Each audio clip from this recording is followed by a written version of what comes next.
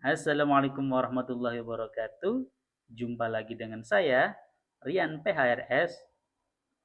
Nah, teman-teman, dalam satu kesempatan eh, video ini, saya ingin menampilkan satu video yang dikemukakan oleh guru gembul, lalu nanti ditanggapi oleh Robi Alawiyah. Oke. Jadi dalam mengemukakan apa ya keresahannya, kata dia keresahannya gitu, pandangannya. Dia itu menyebut bahwa polemik nasab yang sekarang terjadi, yang sekarang meledak, itu bukan diawali oleh Kiai Haji Imaduddin Usman Al-Bantani, melainkan ini sudah muncul sebenarnya benih-benih ini karena perilaku-perilaku oknum-oknum para habaib. Menurut guru gembul kayak demikian.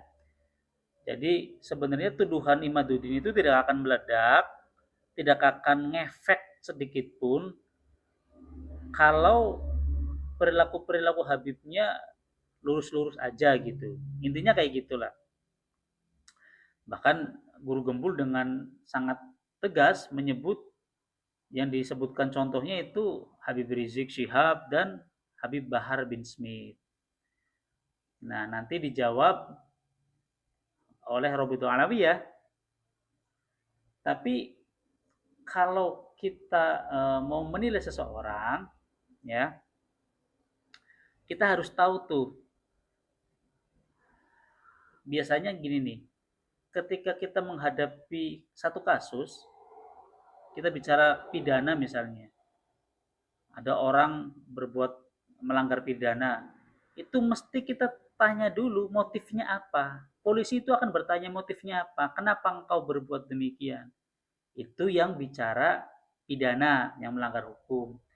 Tapi ketika kita berbicara perilaku atau karakter seseorang, atau di dalam mimbar-mimbar, ya kita harus tahu latar belakang dia bersikap demikian atau dengan gaya demikian itu latar belakangnya apa.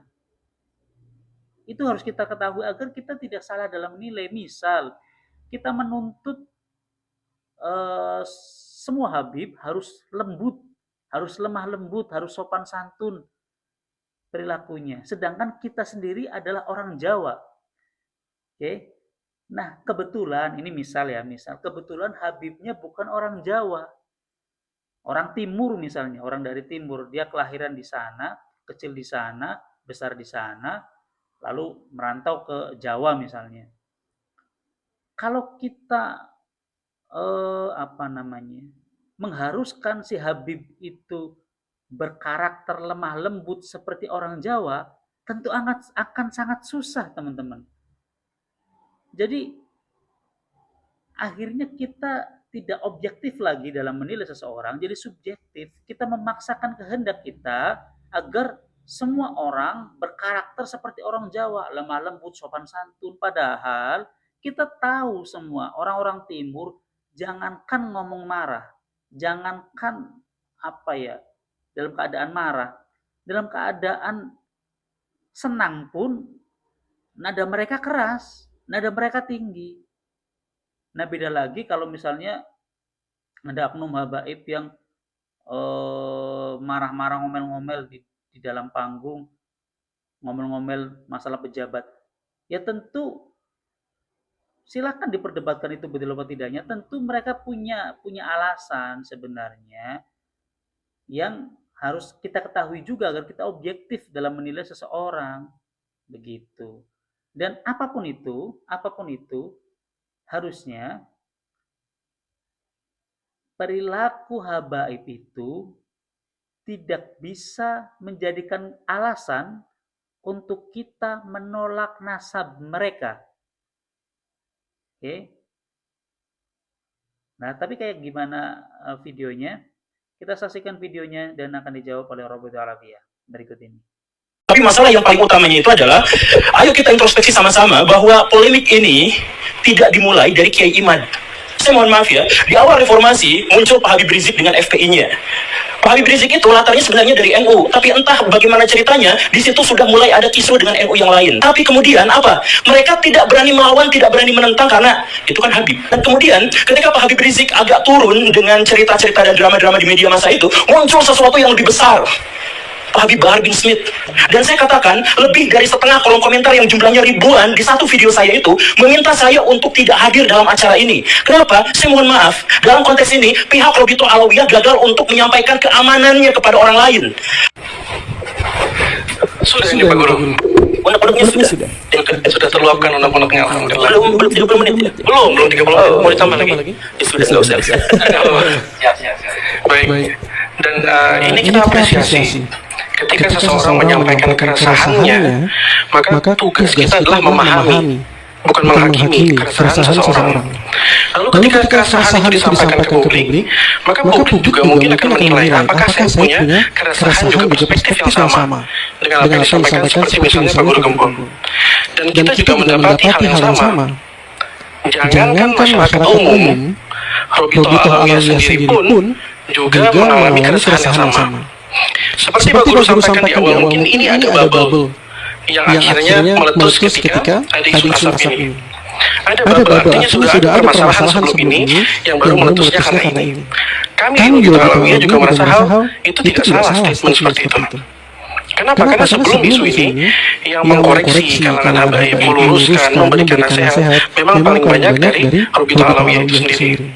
Ada yang mengindahkan, ada yang tidak. Ada yang menerima, memperbaiki diri, ada yang tidak. Jumlah Alawiyin dulu dengan sekarang jauh berbeda. Kalau misalnya kita punya permasalahan ini, dulu Alawiyin jumlahnya sedikit, pendidikannya terbatas, terkontrol, sirkuitnya tidak terlalu luas, turunannya bisa diukur dari bagaimana ayah dan ibunya. Kita sekarang hidup di generasi di mana jumlah Alawiyin begitu banyak, pendidikannya beragam, tinggalnya juga beragam di berbagai negara, menerima informasi yang beragam, dan permasalahan mereka sama dengan permasalahan di masyarakat. Ada permasalahan yang dia ini sama dengan masyarakat, misalnya, ini narkoba non Alawi, yang satu narkoba Alawi. Orang akan mulai mempermasalahkan nasabnya. Masalahnya sama dengan masyarakat, tapi nasabnya menjadi penting. Kenapa? Karena nasab ini orang akan mengukur engkau sebagai keturunan Rasulullah. Kok begini perilakunya? Itu yang menjadi keresahan dari Pak Guru Gembong. Keresahan itu sangat bisa kita pahami. Dan yang pikir tadi akan full 30 menit unek-unek tadi itu. Ternyata nggak sampai, alhamdulillah. Nggak masalah, itu baik sekali. Dan kritik ini disampaikan di gedung Robito Alawiyah. Robito tidak anti kritik. Dan kita tidak berkeberatan dengan statement seperti itu. Kenapa? Karena kadang Robito pun mengkritik Alawiyin itu sendiri. Tidak sekali, 2 kali. Dokumentasinya banyak, tertulis, video banyak semua. Apakah semuanya diterima? Bisa ada yang terima, bisa ada yang enggak. Ada juga yang protes dengan kritiknya Robito. Jangankan kritiknya Pak Guru Gembong, kritiknya Robito pun ada yang protes. Jadi kita tidak mengukur dari bagaimana orang menerima keresahan Robito, keresahan Pak Guru Gembong, tapi yang penting keresahan itu disampaikan. Itu pertama. Kedua adalah terkait dari bagaimana Pak Guru Gembong menjabarkan di awal bahwa ini ada rentetan yang akhirnya mengakibatkan hal ini dan memunculkan beberapa sosok, apalagi sosok utama yang tadi beberapa kali disebut oleh Pak Guru Gembong. Memang kami tidak begitu berkenan menyebut nama beliau, walaupun sudah disebut berkali-kali tadi, ya sudahlah, kita sebut dia. Gimana Robito gitu loh, rasanya gimana Robito? Kok ada ini nih yang begini? Langkahnya Robito seperti apa? Bagaimana cara kita melihat Robito? Pertama, Robito Alawiyah ini organisasi yang berdiri jauh lebih dulu dari organisasi yang dibentuk oleh Alawiyin lainnya. Sudah ada Robito Alawiyah di 1928, bahkan dalam data kami lebih awal lagi, hanya izinnya di 1928. Dan dipandang sebagai induknya dari seluruh Alawi. Alawi ini kayak kita satu ras gitu. Kalau kita melihat suku Sunda misalnya, dengan semua keragaman di dalamnya, nah itu ada paguyubannya, paguyuban orang Sunda. Nah itu kita begitu. Paguyubannya Alawiyin, dalamnya beragam. Yang masuk partai politik, satu masuk PDI, satu masuk Gerindra, satu masuk P3, PKB, banyak. Beragam sekali. dan punya pemikiran yang berbeda-beda. Yang satu orang hukum, dan itu terjadi di Robito Alawiyah sendiri. Kita punya departemen hukum, isinya orang hukum semua. Kita punya departemen media, isinya orang media semua. Berbeda-beda karakternya. Nah, itu terjadi keragaman itu. Paguyuban ini dipandang oleh masyarakat, ayo paguyuban bertindak. Bagaimana paguyuban bertindak? Cara kita mengukur peran Robito Alawiyah adalah pertama, apakah Robito Alawiyah membenarkan perilaku itu? Itu pertama dulu. Robito membenarkan nggak? Ada nggak nih track recordnya Robito membenarkan nih perilakunya Bahar bin Smith? Ada nggak Robito pernah belain dia nggak? Robito pernah kasih bantuan hukum nggak? Robito ini medianya nggak kecil. Ada media Robito Alawiyah yang official, ada Nabawi TV, media resmi Robito Alawiyah. Pernah nggak Robito mengendorse yang seperti itu? Kedua, kalau misalnya Robito jelas pandangannya, jelas juga tidak pernah memberikan panggung kepada orang-orang seperti ini. Kedua, terus orang-orang ini rujukannya yang mana? Sama nggak dengan Robito? Kalau misalnya Robito punya rujukan, punya garisnya sendiri, lalu ada pihak lain yang punya garisnya sendiri, pertama Robito harus memberikan teguran. Jalan kita seperti ini, kamu memilih jalan yang berbeda. Pernah nggak Robito menegur? Pernah. Sekali, dua kali lebih. Tapi diindahkan atau tidak, memang itu keputusan ada di individu itu masing-masing. Karena individu ini warga negara, bukan warga Robito. Gitu. Kalau warga negara ya hak dia untuk memilih mau berafiliasi dengan partai politik manapun, dengan ormas manapun, mau nurut nggak nurut sama Robito. Memang Robito nggak punya kekuatan hukum.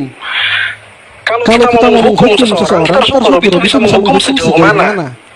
Gitu, Robito tidak bisa pecat dia, anggota pengurus juga bukan, pecat nggak bisa.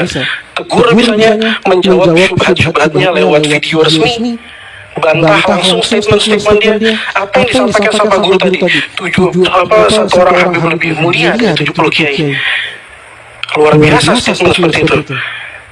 Kita pun kaget dengarnya dan kita bantah langsung statement seperti itu. Dan hal ini buat kalangan Alawiyah pun asing sekali mengatakan seperti itu. Atau juga yang dialami dengan caci maki terhadap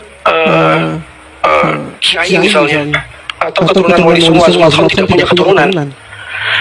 Ya Robito membantah itu secara langsung.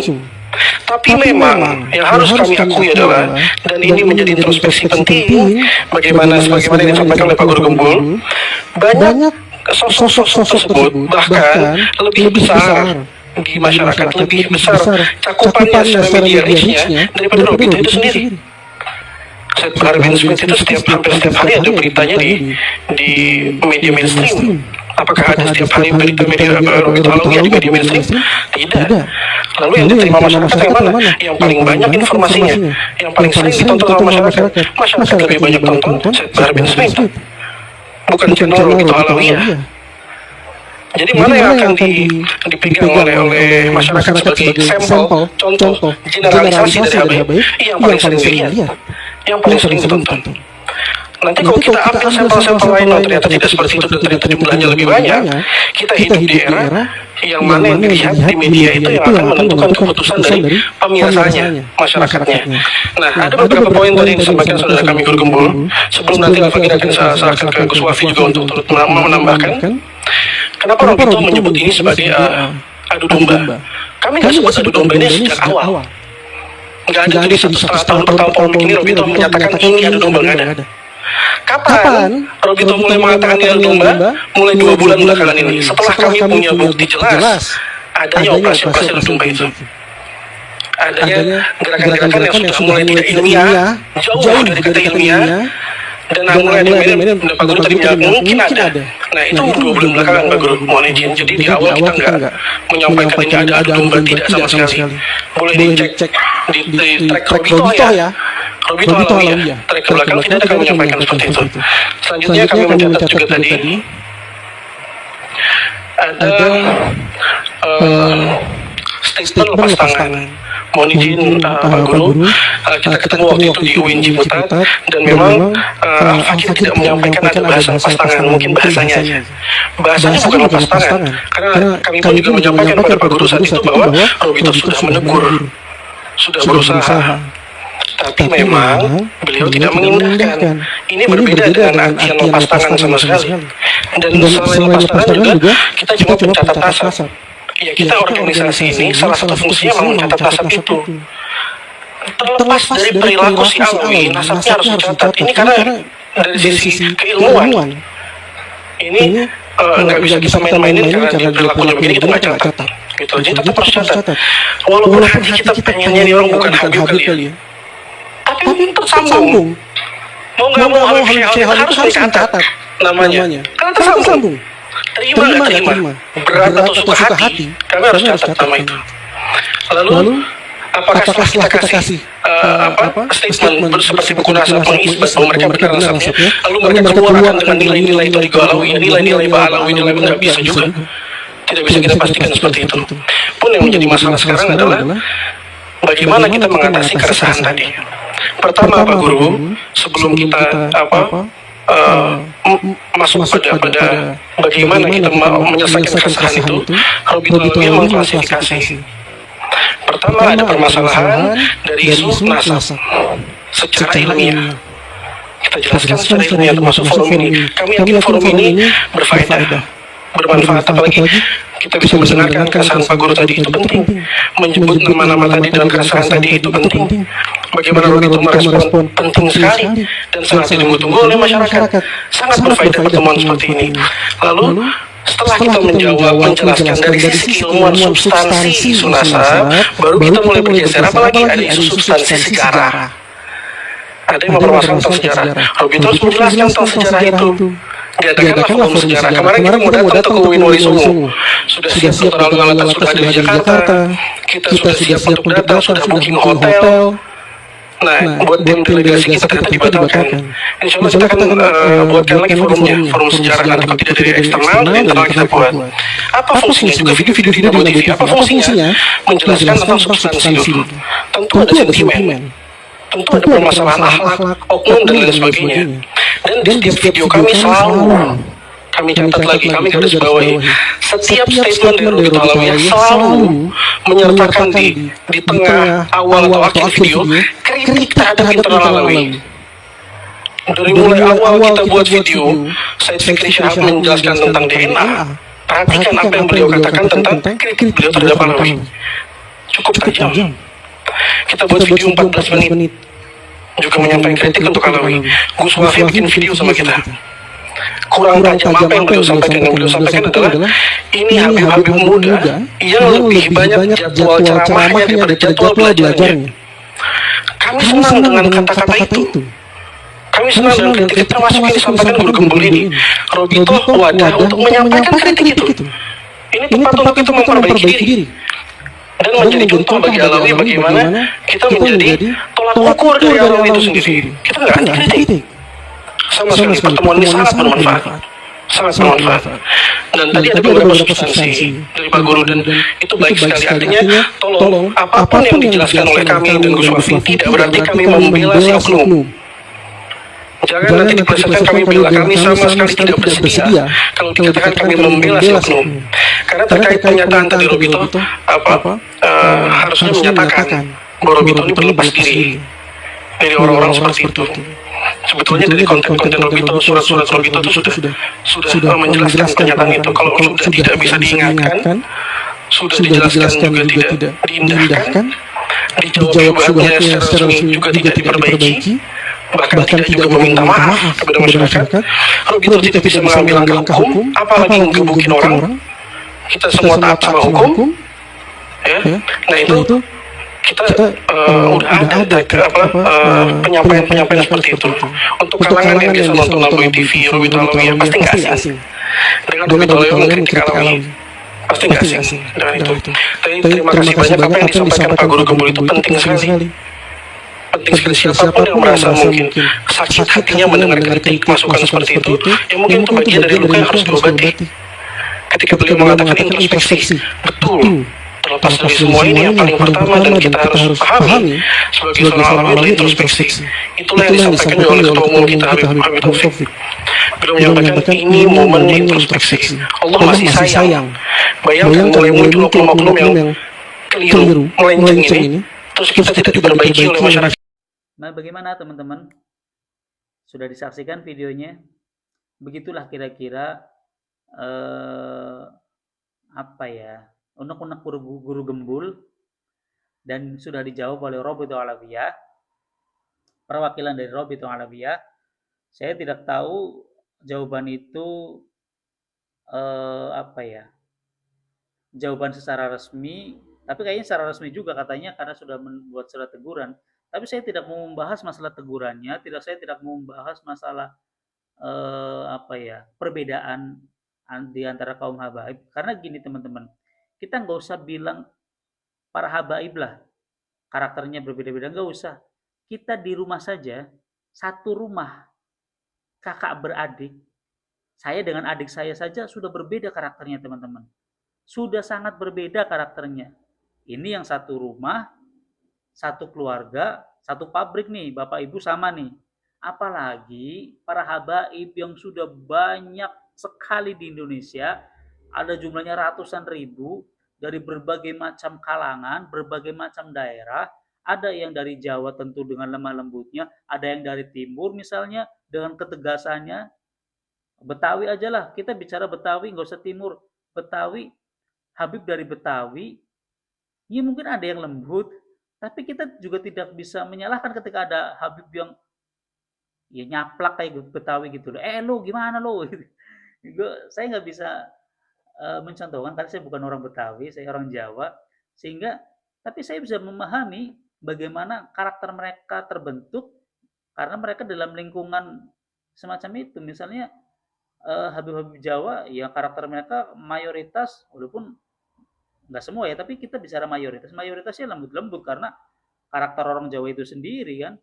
Tapi kalau Betawi terus Timur, tentu bagi kami orang Jawa itu berbeda gitu loh. Saya nggak mengatakan mereka kasar ya, tapi nggak sama dengan orang Jawa, dan itu nggak masalah, itu nggak masalah. Itu aja teman-teman ya, semoga ini bisa mencerahkan, dan saya tidak mau menyalahkan apa yang guru gembul tadi apa salahkan Habib itu, karena rasanya sangat subjektif ketika kita menilai Habib yang disebutkan guru gembul tidak objektif karena kita tidak paham latar belakang mereka bersikap, latar belakang eh, pengetahuan mereka, pemahaman mereka, wawasan mereka, itu harus kita kupas sehingga nanti kita bisa objektif untuk menilai mereka. Itu ya teman-teman ya. Semoga ini bisa mencerahkan teman-teman, dan apabila teman-teman ada keresahan yang sama seperti guru gembul, teman-teman bisa lihat jawaban dari Robitul Alawiyah. Saya kira itu adem bagi teman-teman yang sama kayak guru gembul, itu jawaban yang sangat adem. Itu teman-teman ya. Semoga ini bisa membantu teman-teman untuk menjawab pertanyaan-pertanyaan yang ada di dalam hati. Itu aja dari saya. Saya Prabumi, saya cinta Kiai dan saya cinta Ba'alawi. Assalamualaikum warahmatullahi wabarakatuh.